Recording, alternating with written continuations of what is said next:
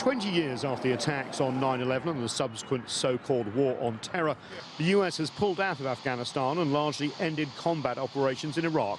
But the prison at Guantanamo Bay remains open. The facility, hurriedly built on a US base on Cuban soil, a legacy of the US invasion of Cuba over a century ago, was meant to hold and try the perpetrators of the 9/11 attacks, including self-declared mastermind of the plot, Khalid Sheikh Mohammed. But 20 years on, there have been few prosecutions, documented cases of torture, prisoners who have been held indefinitely, and their trials stalled, largely due to legal wrangling over whether confessions of those accused were obtained under torture by US forces and therefore inadmissible. Guantanamo has become an embarrassment for the US and its already contradictory human rights record. The United Nations has called for its immediate closure. The continuing operation of Guantanamo remains a stain on U.S. policy and its reputation worldwide.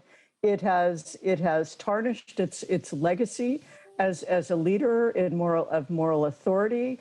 It has handed a recruitment card to groups like the Islamic State and Al-Qaeda, which say, look at what the U.S. is doing. Former US President Barack Obama vowed to close the prison, known as Gitmo, but he failed.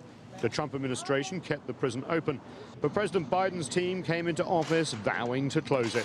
Our goal is to close Guantanamo Bay, and we are considering all available avenues to responsibly transfer detainees and, of course, close Guantanamo Bay.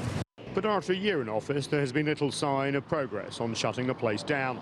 In 2003, there were close to 680 prisoners at Guantanamo.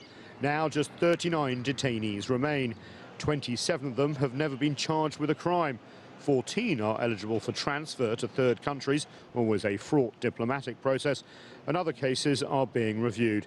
There have been just 2 convictions. Human rights campaigners who want Guantanamo shut down hope that this 20th anniversary of its opening will help that happen.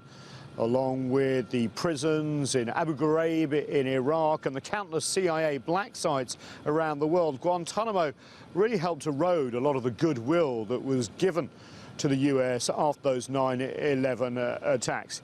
It also exposed the double standards when it comes to the United States and human rights. Nathan King, CGTN, Washington.